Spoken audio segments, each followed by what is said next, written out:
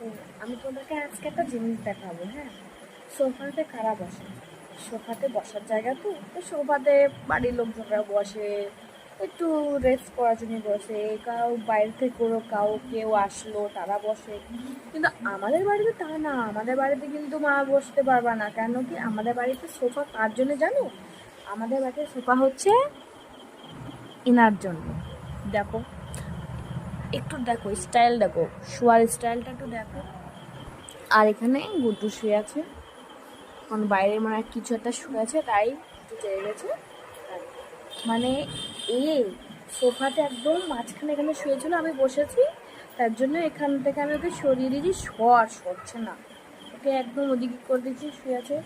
ওখান থেকে উঠলো, উঠে তারপরে এখানে শুয়েছে। এই যে চেয়ারটা তো খালি দেখছো, চেয়ারটা আমরা কেউ বসি না তো। চেয়ারে শুধু ও শোয়, ও শোবে, বসবে, ওই চেয়ারটা ওর, ওই চেয়ারে কেউ বসে।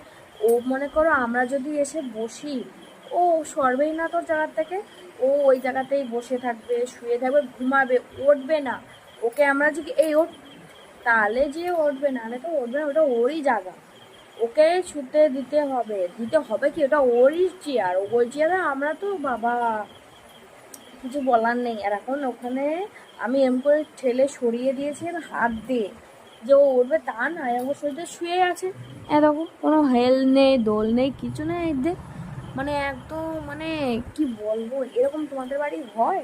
মানে তোমাদের বাড়ি একটা জায়গা আছে, সেই জায়গাতে তোমরা মানে যেতেই পারবা না, তোমরা কোনো কিছু মানে বসতে পারবা না, কিছু না।